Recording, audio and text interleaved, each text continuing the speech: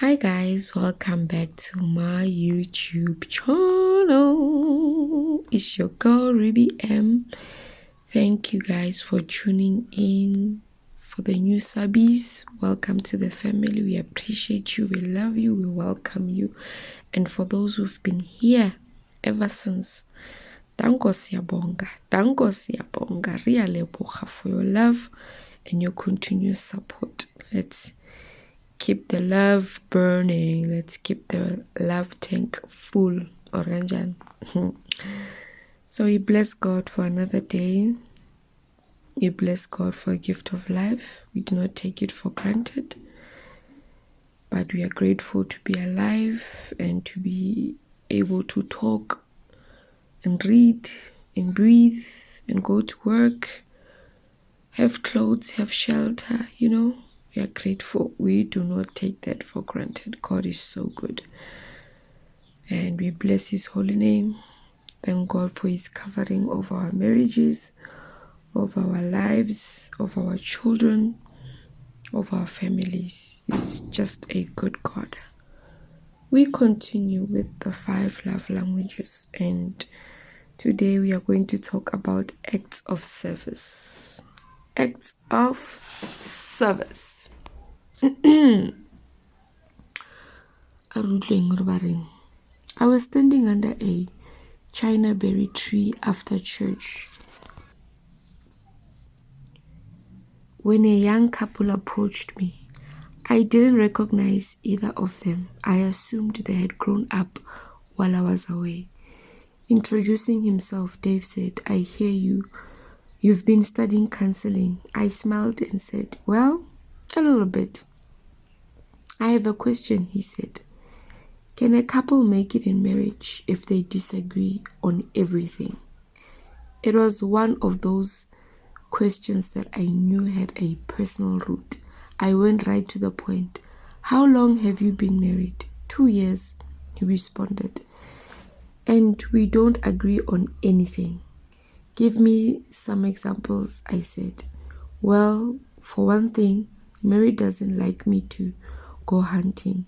I work all week in the mill, and I like to go hunting on Saturdays. Not every Saturday, but when hunting season is in." Mary had been silent until this point when she interjected. Sorry.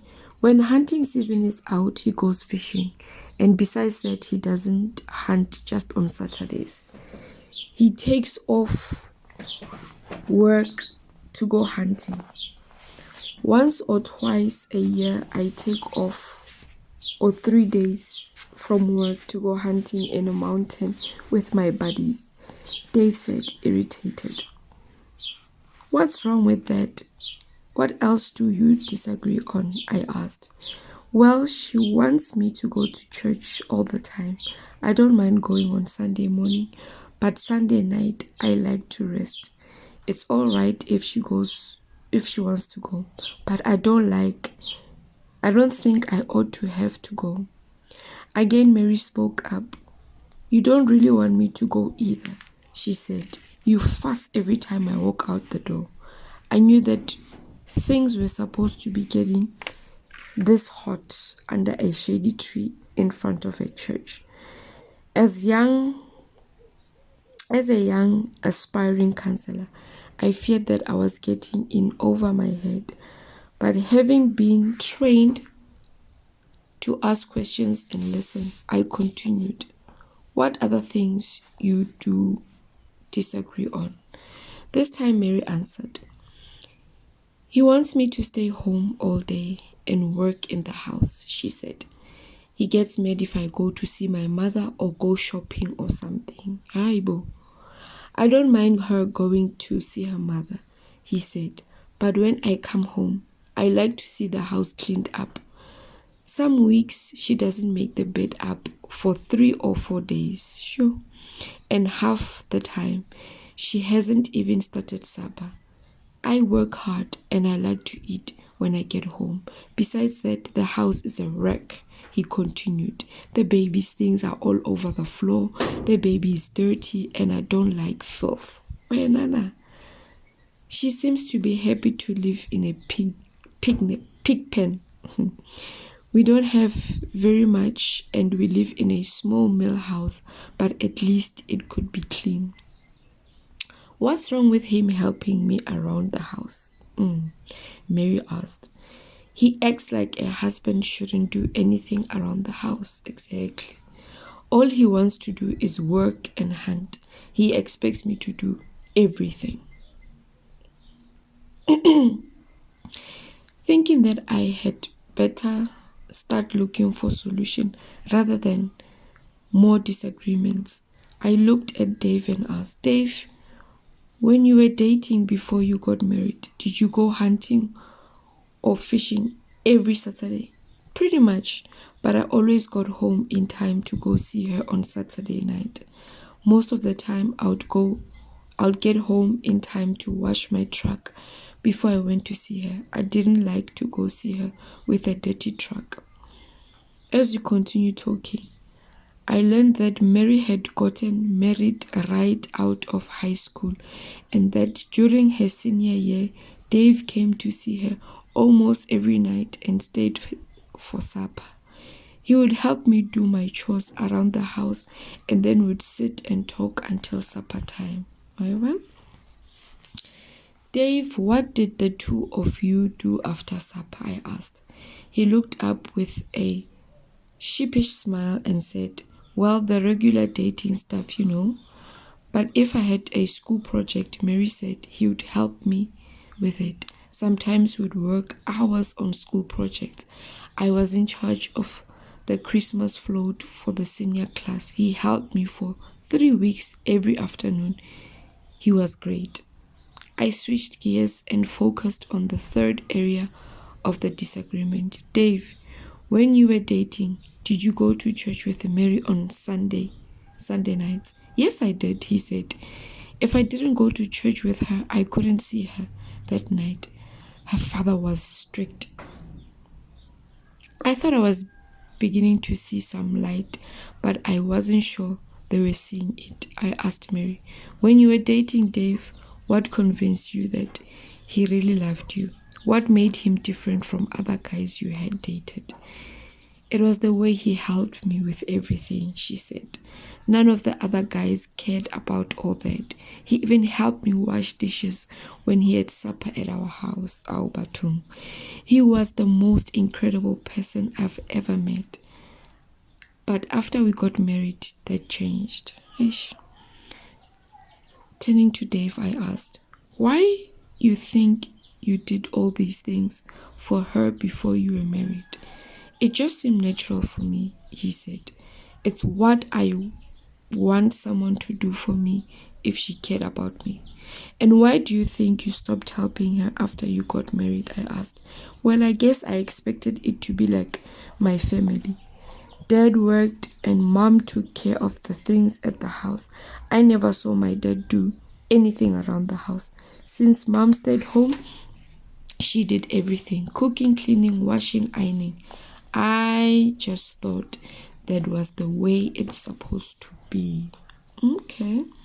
Now we were getting somewhere. Dave, a moment ago, what did you hear Mary say when I asked her what really made her feel loved by you when you were dating? He responded, helping her with things and doing things with her. So can you understand how she could feel unloved when you stopped helping her with things? He was nodding yes. I continued. It was a natural thing for you to follow the model of your mother and the father in your marriage. Almost all of us tend to do that, but your behavior towards Mary was a radical change from your courtship. The one thing that had assured her of your love disappeared. Then I asked Mary, what did you hear Dave say when I asked, why did you do all of those things to help Mary when you were dating? He said that it came naturally to him, she replied. That's right, I said. And he also said that that is what he would want someone to do for him if she loved him. He was doing those things for you and with you because in his mind, that's the way anyone else shows love. Once you were married and living in your own house, he had expectation of what you would do if you loved him. You would keep the house clean, you would cook, and so on. In belief, you would do things for him to express your love. When he did not see you doing those things, do you understand why he would feel unloved? Mary was nodding too. I continue. My guess is that the reason you are both so unhappy in your marriage is that neither of you is showing your love by doing things for each other. No one likes to be forced to do anything. Love is always freely given. Mary said, I think you're right. The reason I stopped doing things for him is because I didn't like how he bossed me around. It was as if he was trying to make me be like his mother. That's it, I said. No one likes to be forced to do anything. In fact, love is always freely given. Love cannot be demanded. We can request things for each other, but we must never demand anything. Hallelujah. Requests give direction to love, but demand stops the flow of love. Dave looked thoughtfully. I did boss her around. Demanded, like you said. I guess I was disappointed in her as a wife. I know I said some cruel things and I understand how she could be upset with me. I think things can be turned around rather easily at this gesture, I said. I pulled 2 note cards out of my pocket. Let's try something. I want each of you to sit on the steps of the church and make a request list. Dave, I want you to list 3 or 4 things that, if Mary chose to do them, would make you feel loved when you walk into the house in the afternoon. If making the bed is important to you, then put it down. Mary, do the same. I'm big on lists.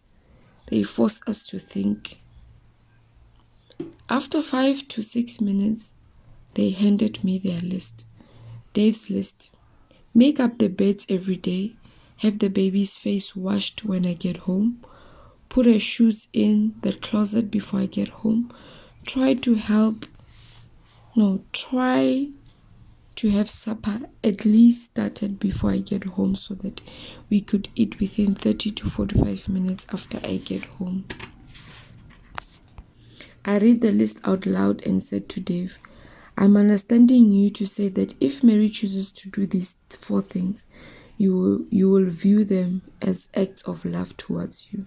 Yeah, he said, just those 4 things. That will really make a difference in how I feel about her. Then I read Mary's list. I wish he would wash the car every week instead of expecting me to do it. I wish he would change the baby's diaper after he gets home in the afternoon, especially if I'm working on supper. I wish he would vacuum the house for me once a week.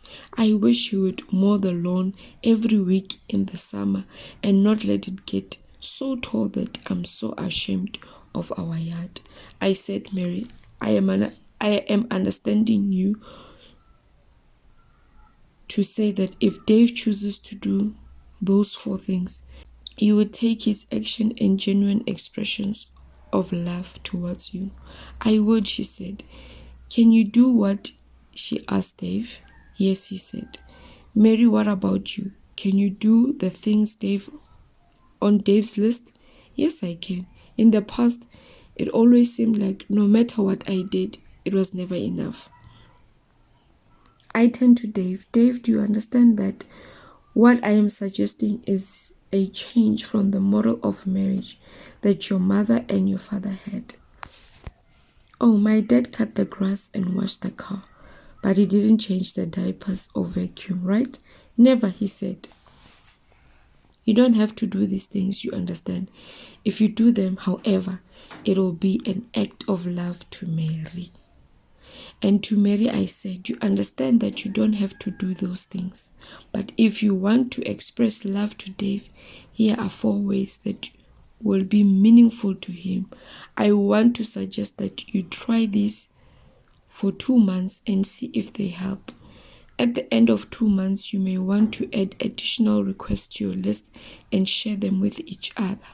I would not add more than 1 request per month, however. This really makes sense, Mary said. Thank you, Dave said. They took each other by the hand and walked towards their car. I said to myself out loud, I think this is what church is all about. I think I'm going to enjoy being a counselor. I have never forgotten the insight I gained under the China berry tree.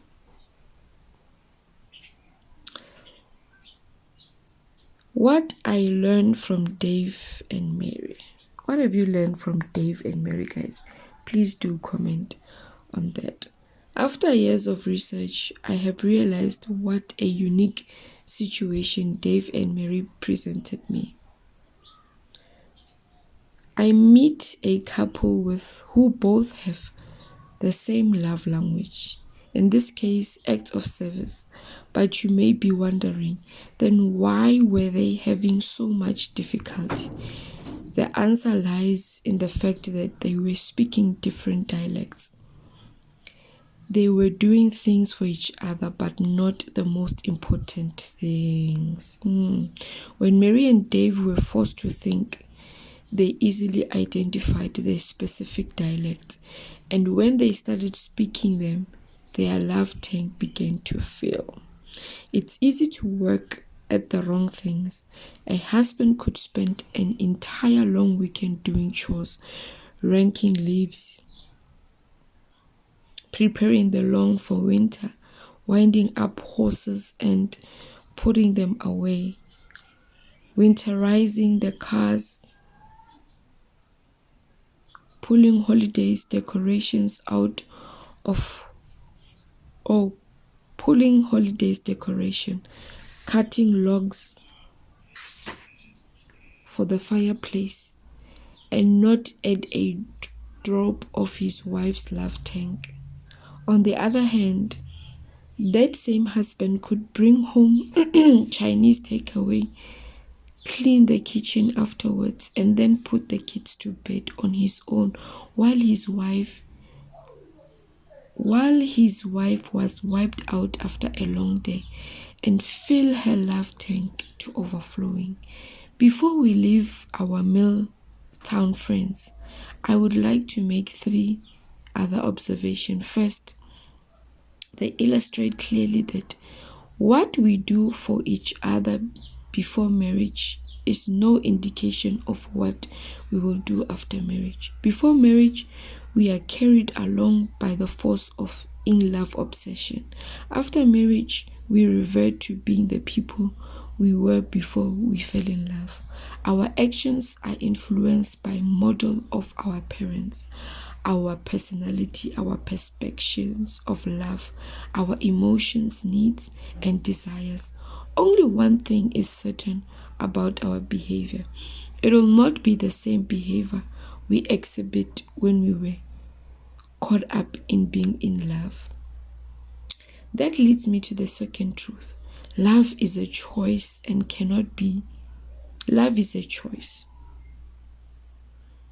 Dave and Mary were criticizing each other's behavior and getting nowhere. Once they decided to make requests for each other rather than demands, their marriage began to turn around. Criticism and demand tend to drive wedge. With enough criticism and making requests, I wish you would wash the car, change the baby's diapers, mow the grass, but you cannot create the will to love. Each of us must decide daily to love or not love our spouses. If we choose to love, then expressing it the way in which our spouse requests will make our love most effective emotionally. There is a third truth which only the mature lover will be able to hear. My spouse's criticism about my behavior provide me with the clearest clue to her primary love language. People tend to criticize their spouse most loudly in the area where themselves have the deepest emotional need. Their criticism is an effective way of pleading for love. If we understand that, it may help us process their criticism in a more productive manner. A wife may say to her husband after he gives her a criticism, "It sounds like that is extremely important to you. Could you explain why it is so crucial?" Criticism after often needs clarification. Initiating such a conversation may eventually turn the criticism into a request rather than a demand. Mary's condemnation of Dave's hunting was not an expression of her hatred for the sport of hunting. She blamed hunting as the thing that kept him from washing the car, vacuuming the house, and mowing the grass. When we learned to meet her need for love by speaking her emotional love language, she became free to support him in his hunting. I have served him for 20 years. I have waited on him hand and foot. I have been his doormat while he ignored me, mistreated me, and humiliated me in front of my friends and family. I don't hate him. I wish him no ill, but I resent him, and I no longer wish to live with him. That wife has performed acts of service for 20 years, but they have not been expressions of love. They were done out of fear, guilt, and resentment. A doormat is an object. You can wipe your feet on it, step on it, kick it around, or whatever you like. It has no will of its own. It can be your servant, but not your lover. When we treat our spouses as objects, we preclude the possibility of love. Manipulation by guilt. If you were a good spouse, you would do this for me. It's not the language of love. If you were a good spouse, you would do this for me. It's not a language of love. No person should ever be a doormat. We may allow ourselves to be used, but we are in fact creatures of emotion, thoughts, and desires, and we have the ability to make decisions and take actions. Allowing oneself to be used or manipulated by another is not an act of love. It is in fact an act of treason. You are allowing him or her to develop inhuman habits. Love says, "I love you too much to let you treat me this way. It is not good for you or me." Learning the love language or acts of service will require some of us to re-examine our stereotypes of the roles of husbands and wives. These have changed over the last several decades, but models from our past can linger. The different cultures have different expectations of the right way things are done in marriage. To Dave's credit, he was willing to break from his expectation when he realized how important it was to marry. This is necessary for all of us. If our spouse's primary love language are some things for us that seems inappropriate to our role, a willingness to examine and change stereotype is necessary in order to express love more effectively. Remember, there are no rewards for maintaining stereotypes, but there are tremendous benefits to meeting the emotional need of your spouse. If your spouse's love language is acts of service, then action speaks louder than words. Many acts of service will involve household chores, but not all. What are some non-chore ways of serving your mate? That's for you guys. Please leave a comment and share. What other non-chore ways of serving your mate? Let's talk about it in the comments. Act of service, ne? Act of service. I hope you are learning, guys. I hope you learned something or some things. This was powerful. Thank you guys for tuning. Thank you for being here. Please comment, please like, please share, and thank you for watching. God bless you. Danko.